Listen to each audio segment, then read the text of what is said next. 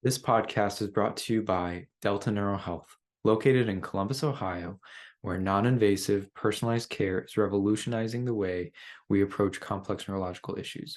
With cutting-edge techniques in functional neurology, functional medicine, and chiropractic care, we're leading the way in managing conditions like concussion, dizziness, brain fog, anxiety, POTS, attention, and more. To learn more, visit our website at deltaneuralhealth.com.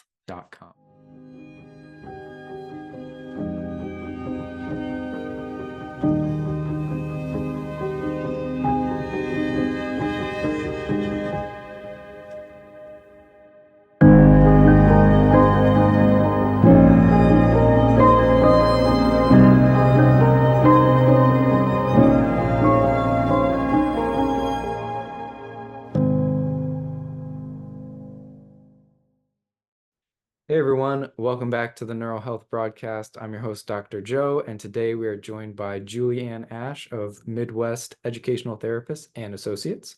Thank you for joining us today. Hi, Joe. How are you doing today? Great. I am really excited to have you on because ever since we met, I've been fascinated by what it is you and your team do. And I think that our listeners are going to really love and benefit from hearing what you have to tell us today. Oh, thanks, Joe. And it's been kind of a journey. Okay, to start out is I myself am severely dyslexic. I didn't read until the end of fourth grade. The school actually told my mom I'm mentally retarded. It was my brother's speech therapist who taught me to read. She realized that there was some language things going on. And then you fast forward through that. I looked at going to St. Cloud State as a special ed teacher there in Minnesota. We did a cross-categorical master's in learning disabilities, emotional behavioral disorders, mild, moderate cognitive impairment, but now I would think it's more of a high functioning, it's more on the autism type of a program. And we just didn't know what to call it back then. So long story short, we were here in Minnesota. We moved here to Ohio for my husband's job. And unfortunately, my son had a severe car accident that put him in a coma for 3 months and in the hospital for 6. Traumatic brain injury. At that time, it was like full custodial care.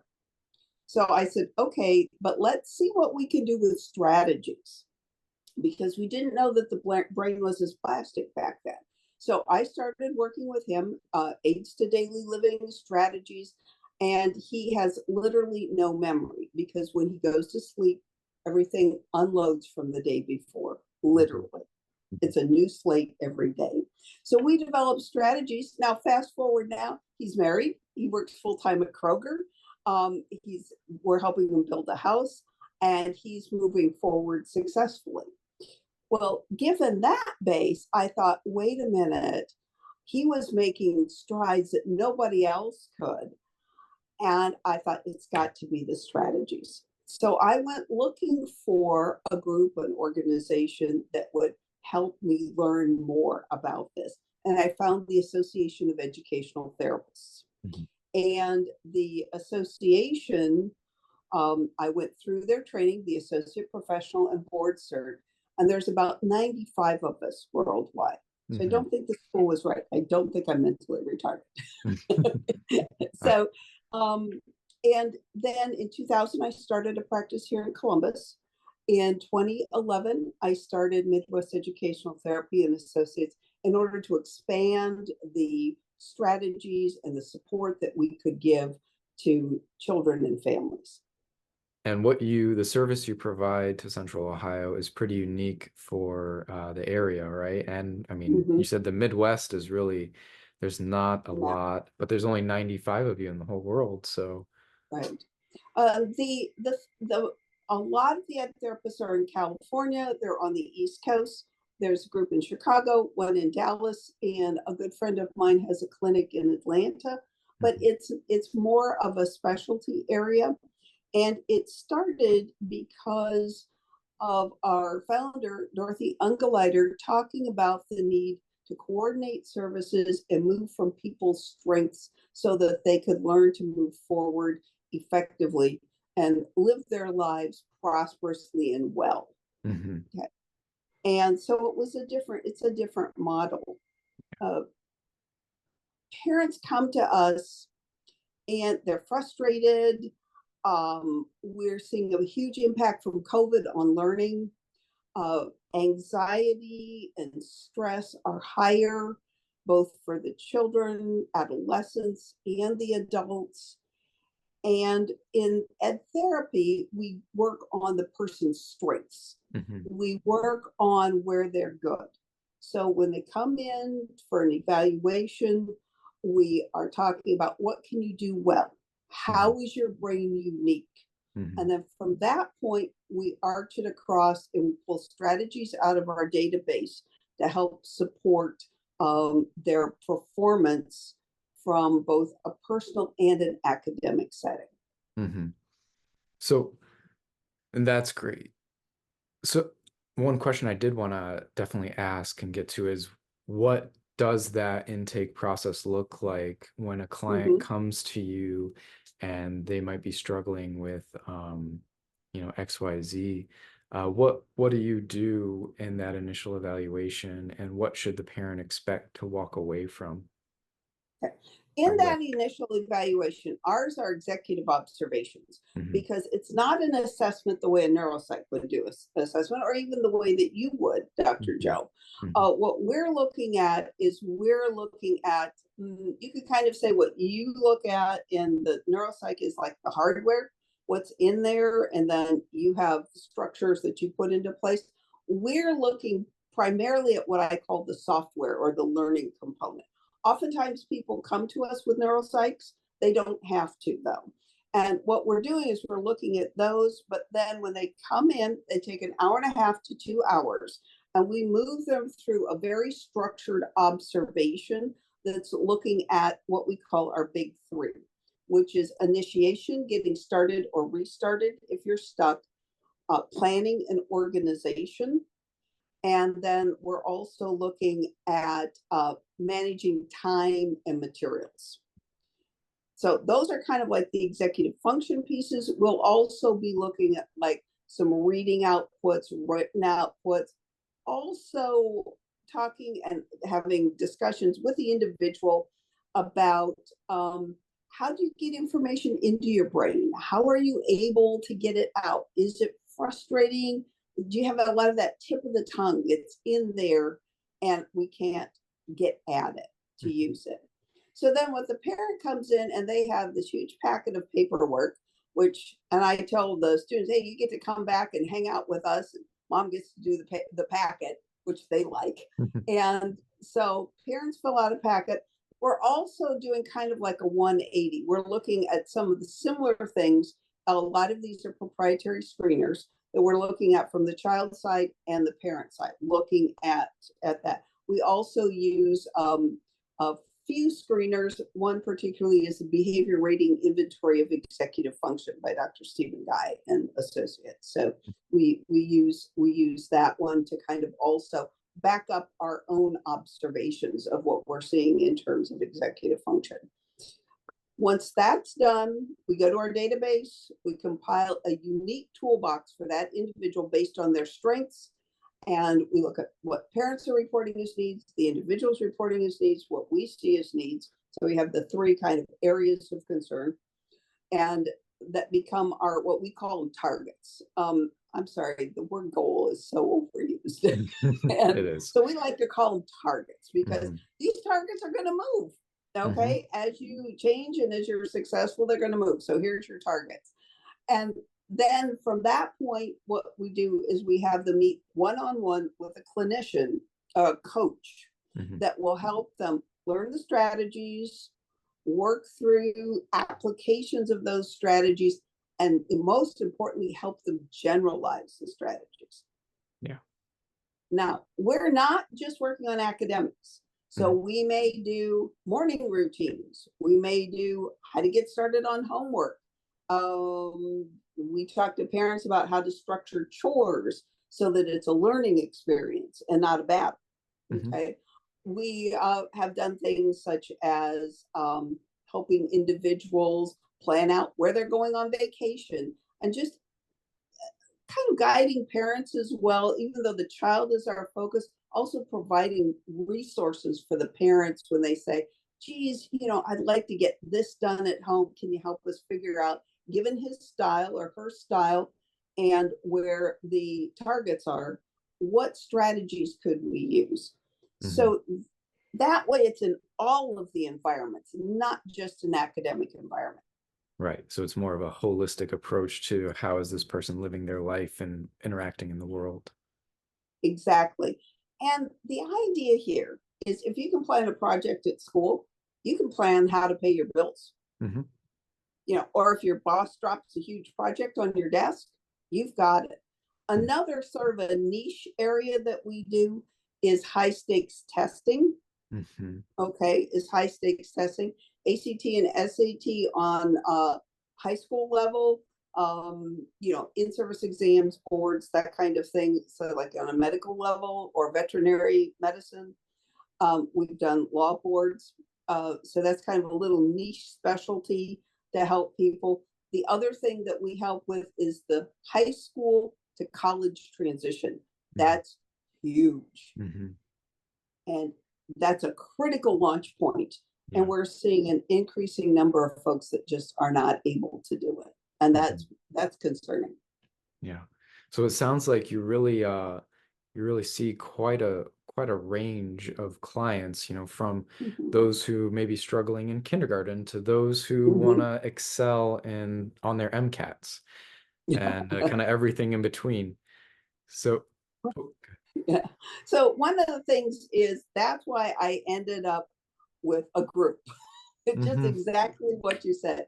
We needed specific people with their own specialties that would be able to, we all have an underlying base that's our internal process that we use, and then everybody stacks in their own specialties on top of it. Yeah, and you've got a great team there, and it's fantastic being in your space and just kind of meeting everyone and soaking that all in, and how knowledgeable everyone is. Now, is everyone so you are an educational therapist. Do you have a team of other educational therapists? Is it multidisciplinary? It's multidisciplinary. Okay, so we have a group of folks who are either associate or going towards professional or are professional level educational therapists. But one of our clinicians is a specialist in educational technology, and she also teaches at the School for the Deaf. Okay. And we have another clinician who is a speech and language pathologist as well. And again, these folks with their own specialties come in with they learn our underlying process for the organization that's mostly executive function based, and then they're able to execute or impact what they need. We also have two individuals that are more in the educational, but they were more on the coaching side. So one was actually a Big Ten track and field coach whose job was to keep kids academically eligible. Yeah. So again, we like to have a diverse group of talents. Typically, if you think of us, we're like in 3 sections. The lower school section, those folks will tend to have more literacy, Orton Gillingham or Wilson training, sort of our basics. Then we have like a middle and upper school area where, again, now we're going to be doing more applications, test taking, and as you get higher, looking at transition to college. And finally, we have the niche areas of the testing and the transition to college. And correct me if I'm wrong, but I think when we met earlier, I think you also work with people who our professionals and in Mhm. businesses and helping them to manage those aspects? I certainly can. I've done consults, especially with organizations that see the new generational differences and Mhm. how can you bridge them instead of butting heads on them. Mhm. Okay. So, in talking to, sometimes it's through HR, sometimes it's through an interested team leader, but just helping them understand that it's a different, the way the brain is operating, it's not in many respects volitional. Mhm. It's the expectations and the way it's framed can be very positive, or it can create a lot of negative turmoil between people. Mhm.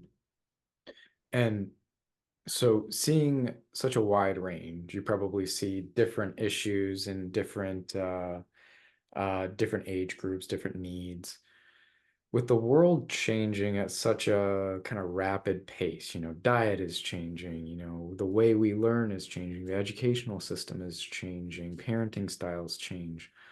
What are some of the big problems that, you commonly run into with maybe the different groups and, what challenges do those people need to overcome often?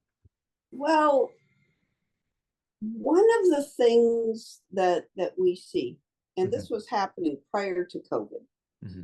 is COVID made a huge impact across the board on like all learning levels and on parents and on the schools. And it so you have holes in those basic educational pieces.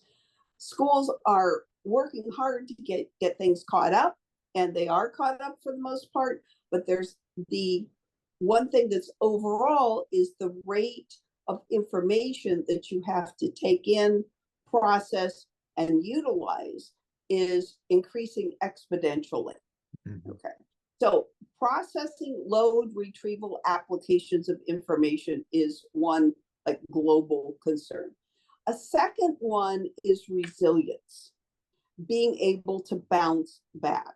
Hmm. We just being able to have developed the executive functions that would allow you to, what I call the figure it outness, that you would need to be able to go, what do I need to do here? And not to beat yourself up if your first thing doesn't work.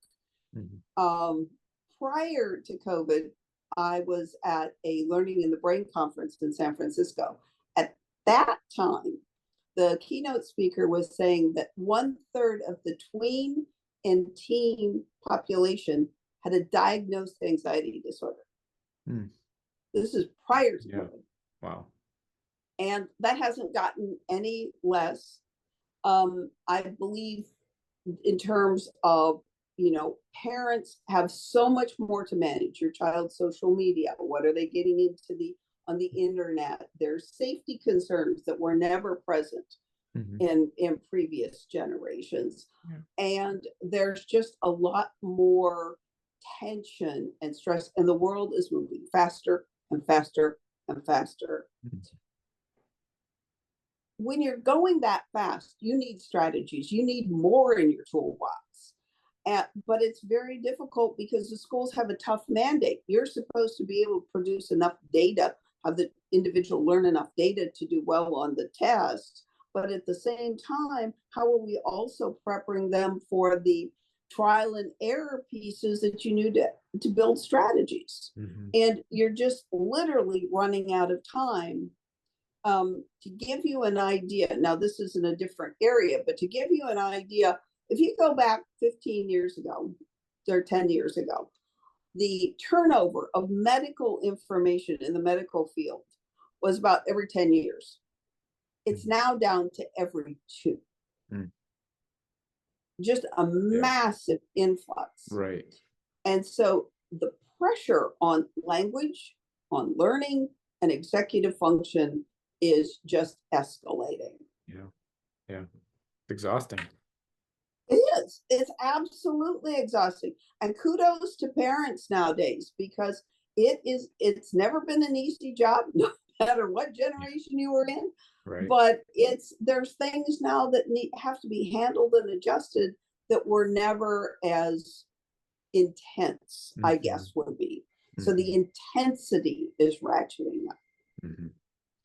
So you had mentioned maybe a couple things throughout our talk so far, in that some people really need help with real life situations, whereas some people need more help maybe with, I think, standardized testing comes to mind, right? So unfortunately, that's where our educational system is right now, from little kiddos to the MCATs, right? It's standardized testing. Obviously, some students are going to do much better on standardized testing just based on the way their brains are and their strengths, whereas others may do better with things like critical thought and those types of situations, which may be more practical in a sense. But so I guess you have to deal with so many, or work with so many different people who may really need to score well in standardized testing, but they have more of that practical brain. So I guess how do you come up with your strategies? How do you balance that? Yeah, for life. Well, again, the first thing is we look at the way the brain operates. Okay, so what's its operating system? Once we get the operating system, what happens is school only teaches one way. So maybe it doesn't have anything to do with the way you are naturally as a learner. It's just you have no strategies for your brain stuff. One of my favorite taglines for this is, look, we're going to teach you how to give them what they want your way. Okay. Because the difficulty comes is we're getting more and more tunnel visioned on one way is the way to learn. Does that even make rational sense? We're all unique brains, but that kind of a brain that's, say, more of a hands-on creative or more an associational type of an individual, more highly visual, because our schools have becoming exponentially more language-based. And the higher you go, the more language it is. So the thing is, it's not that you can't do it, but you've never been taught the strategies that help you utilize your strengths in order to get across to, your goals, where you want to go. Now, we also work in conjunction with like psychologists and doctors. So for some of our high stakes, like doing medical boards or MCATs or LSATs or even ACTs and SATs, working with highly anxious students. We also have students that have other medical conditions. So we'll work with them to help them get appropriate accommodations, be able to get into the environment with the toolbox that will help you be successful. And a lot of these standardized tests are pretty much multiple choice, right? I mean, I know a bulk of my education just was death by multiple choice. Yes. Is that, in your opinion, a good way to test someone's knowledge? And or what maybe would be a better way in your perfect world? In my perfect world. Okay, let's go back and talk a little bit about the test first. There's two types of memory that are required in testing. One is recognition memory. That's your multiple choice. The other is recall, like fill in the blank. Okay. So depending on what the individual strengths are, okay, they will respond better to one type of test than another. Oftentimes, more visual individuals do better with recognition rather than recall. Language-based individuals are more comfortable because they utilize language more. They do recall. That's a generalization. There's always a lot of exceptions. With respect to assessing somebody's capacity, you have to balance the realities of the world, which is where after the No Child Left Behind, we hooked federal money to a production by the state. That was the thing that really gave us the big impetus towards testing. Mhm. Because prior to that, we had used testing once or twice a year in like 2 or 3 grades over the span of your 12 years. And they were mostly for the district to understand where we stood in terms of the rest of the nation. Okay, it was used for curriculum development.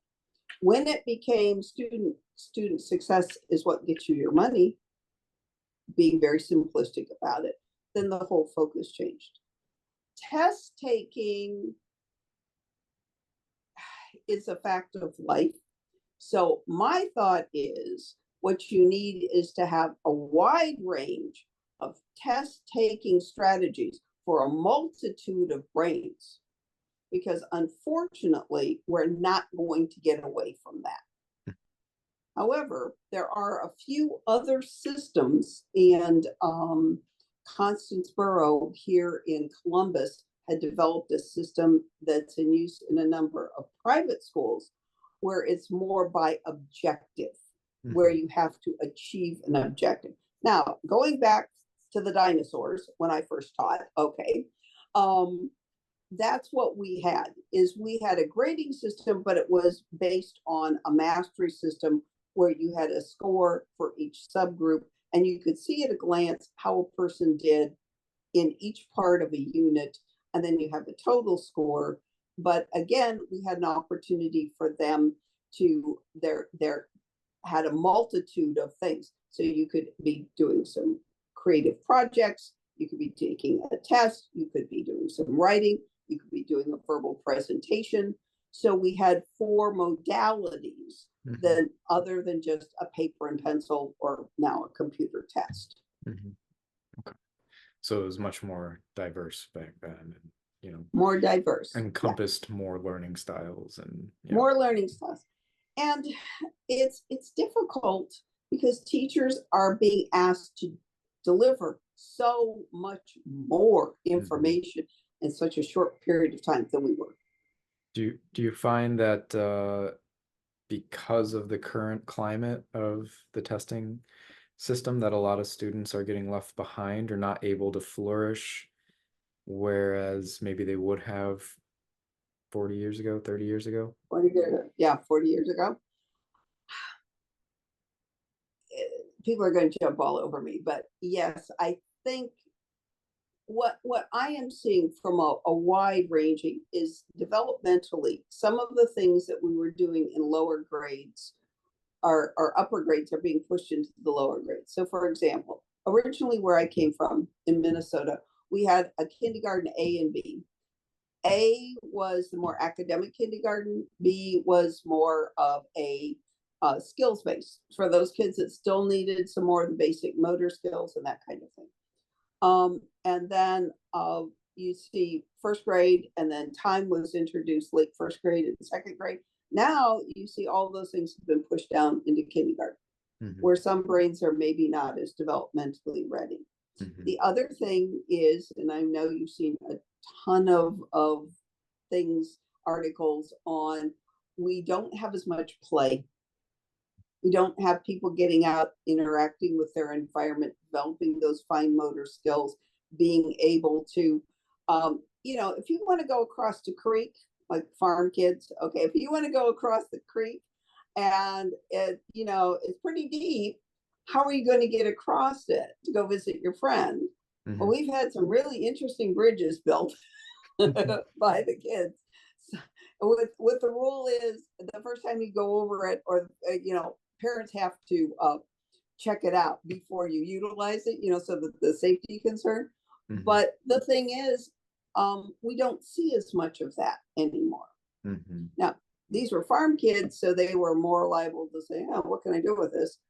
and be outside. But we're losing some of that engagement with the environment and problem solving that forms the basis of resilience, of knowing that I can fail 7, 8 times and I can get it. Just keep working at it. At the very bottom, and you'll see our tagline, we build, resilient, resourceful, self-reliant learners. That's what we do here at Meta. And we use all different techniques to accommodate different brains But basically, we want the individual to feel like, I may not know how to do it, but I know how to find my own resources and I can figure it out. Right. Which brings us back. You're not just helping people to do well on tests, you're helping them transcend testing and flourish in Mm-hmm. life and Mm-hmm. all the things that life presents. Because life is not a Mm-hmm. multiple choice test. No, life is, thank heavens. Well, and it's hard. Mhm, And our technology is here to stay. AI is here to stay. mhm, The rate now. My grandmother was born before women could vote. mhm, Okay, and what she said is this has always been a constant theme throughout Western, the US's thing. It's going faster. There's more to do. Our kids mhm, have to learn more, mhm, and she was a teacher many years ago in a one-room schoolhouse, and she always was interested in education. So we had several conversations over how after World War II, when we had the assembly line version of education instead of more of the combined, that we started to focus more on the language you can put out rather than the problems you can figure out. mhm. Gotcha. And I'm glad, and that's a good point. I mean, it's things have advanced so far since kind of the one room schoolhouse days, right? And uh, kids need to learn so much more, and technology is advancing so quickly. And you mentioned AI, and I've already seen, AI completely change how people approach test taking and essay writing and things of that nature. Mm-hmm. Where do you see that going, and how do we make sure that Okay. people and students don't become reliant on this technology and sacrifice their ability to learn and critically think in the future? One of the things I think what you need to consider is human brains were not evolved to work um, on language in the sense of reading and writing. We had language, we have Wernicke and Broca's areas, but human brains were evolved to figure things out. That's why we're here and not, no longer like so many of the precursors, if you will, to the Neanderthals or even the other animals of the world that have gone extinct, because we could figure things out and develop new solutions. Now, AI can compile very quickly. It's like a very big research assistant that can help you get it, but it's not going to generate unique thought. Mhm. Okay. Right. Um, Angus Fletcher developed he's a Harvard PhD, and he developed a new, what would you say, theory of creativity. And he calls it story thinking. And I think to balance AI, what you need is a corresponding balance in like education of also doing story thinking, narrative, not just brainstorming, but when you change the story, what's the implications? And Mhm. oftentimes when we talk to our students, they have very negative stories about themselves. And we can see where it'll unleash their creativity and balance that AI, Mhm. balance that need, because now they're confident and they feel like they can do it. The other, I would say, stressor that we see, especially in our upper grades, is the time. You have to produce so much. You have to Mhm. get this and then this and then this and then this. And so the pressure is actually pushing the individual towards an AI because they just feel so overwhelmed that they can't get everything done. Mhm. Right. It's going to be a difficult space to navigate, and it's Mm-hmm. obviously a beneficial tool. Um, Yes.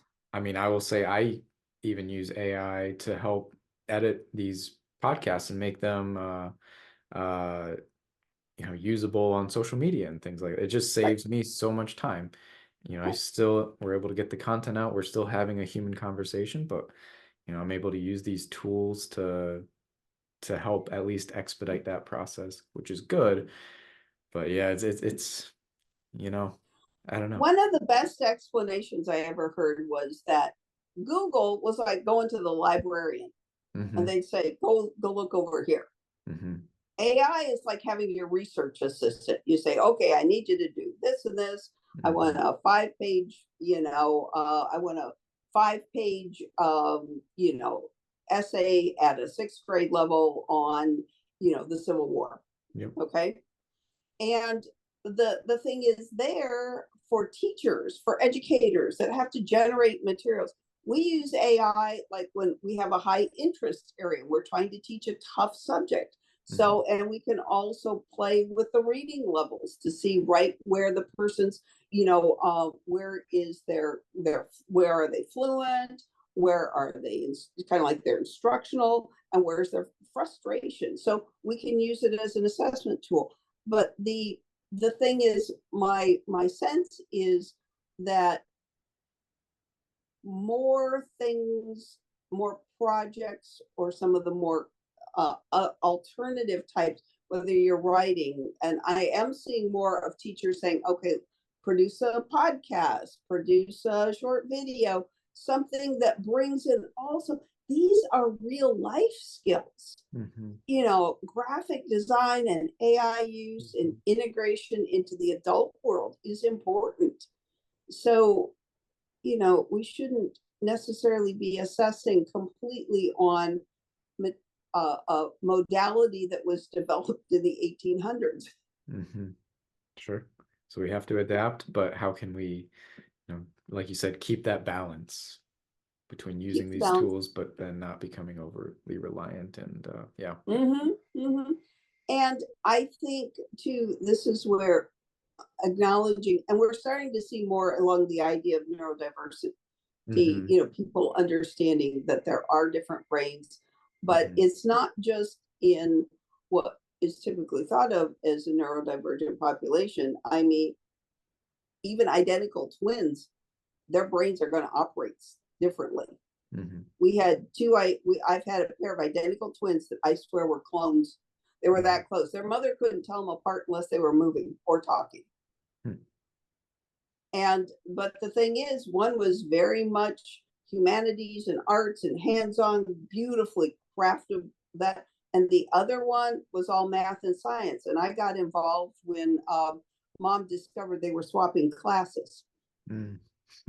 When the one that was good at science needed Uh-huh. an English one, he swapped Mhm. with his brother and vice versa. So that's a downfall of testing. Right, right. Very clever on their part, though. Very clever, and mom was not amused. I bet. That's pretty Yeah, funny, though. yeah. Juliann, we are running up on time, so I want to make sure Mhm. that we have a good kind of closing, some good closing remarks just to kind of reinforce what we talked about today. So, and I know it may not be as easy as this, but with those kind of four categories of typical clients that you see, maybe, early childhood education, maybe high school education, maybe the transition from high school or college into college or a career, and then those who are doing more advanced things like test taking and life professional skills. Could you give us maybe four just general good pieces of advice for those? Each of Uh, those four. yeah, Okay. yeah. All right. So let's talk about your lower school first. Hmm. Okay. For them is make sure your child is getting your good basics in reading, particularly in phonics area. Okay. Reading and writing skills. But also, this is the level where you need to make sure there's play, there's activities, anything you can do that's going to enhance their uh, ability to problem solve, figure things out. And this is a fun time. Enjoy them. Hmm. Okay. When you're looking at middle school and high school, developmentally things transition. So now the job becomes first in middle school to sort of like become more aware of your peers and start to fit into your social groups. This is part of the job of middle school, and or not just formalized social groups, but also the opportunity to interact informally in social groups. We're seeing an isolation of kids where all of my friends are online. Things where you can encourage your preteen, tween to build good social interactions and understand the value of a good friend. Okay, this you need to continue. This is the organization and the planning. This is the start. All of a sudden middle school, a lot of kids collapse here, so this is a great place, and don't let it go too late. The earlier, sixth grade is better than eighth. When you get into high school, again, there's another developmental jump. You're starting to figure out who you are as a person, and if this is the point where what we call the learn to earn comes in. And what that is having them learn how, by their own efforts, with support and with strategies, they can figure things out, not beat themselves up, figure things out, and then be able to move forward, whether it's academically, whether it's a job, whether something like this. And again, watching for, unfortunately, bullying in both middle school and high school. Okay. And the social interactions, particularly post-COVID, we're having difficulty with social interactions. The last thing is when you're arching into college, if you've kind of done your learn to earn, you've got good social skills, they've got their toolbox is good for executive function and their academic strategies, they should just launch on you. They're off, bye, so long, see you, which is ideal. If they don't, it's important to intervene as early as you can to see if you can help them sustain and stay in that forward trajectory. Okay, it's much harder to have them come back and then relaunch than it is to try to figure out if there's some way we can structure in a launch.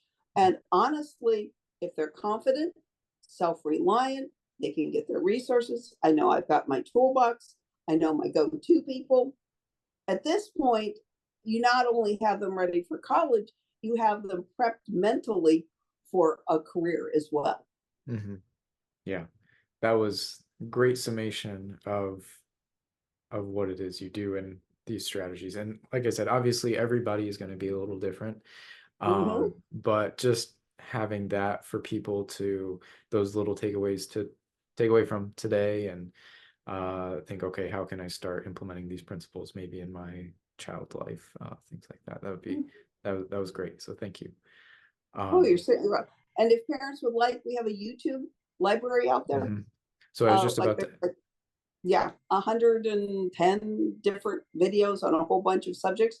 And if they want to email our email, and people either would like another little video or some more information, we'll be more than happy to send it to them. Yeah. And we have listeners from kind of all over the country, even all over the world. If somebody, obviously we're located in Central Ohio, Columbus area. If somebody did want to work with you after listening to this, would that be the best way to get in touch with you? Is just call, email? Yeah. Go into the website and, there's a space where you can contact us. And we do a lot of Zoom, especially with our, older cohort, but even we've worked down into middle school with folks that are, that are a distance, but really need a little bit more of a strategy formation than what's available locally. Because honestly, now, if you're in California, on the East Coast, the West Coast, there's lots of great educational therapists out there. But the rest of us, it's pretty open. Yeah, that's great. Yeah, I love what you do. I always love listening to you speak about what you do. This is a fascinating world, and I think it is super important So whether you have someone who's struggling or somebody who's even exceeding, like you can help tailor their educational and life experiences and just make it so much more easier and improve quality of life. So I really like what you do. So And in the end, mhm. in the end, you know, for a parent, from my perspective as a parent, to be able to look back and see that your child, in case my son, has overcome whatever they need, they've got their toolbox, and they're out there contributing, happy, part of life, part of their career. I don't know any parent that we all worry about that. That's what we all wish for our child. And I think this is why I expanded Meta, so that people could know that there's a resource. We're here to help. Mhm. Yeah, it's such a great resource, and that is every parent's deepest desire, I think. So yeah, Mhm. so awesome. Thank you so much, Joe. This was a Thank you great as well. conversation. Yep, I thank you will as say well. goodbye. Have a good rest of today, and you can have fun with your AI. That's right. Yep, yep. All right. Thank you, Julianne. And for all our Bye. listeners, take care. Bye.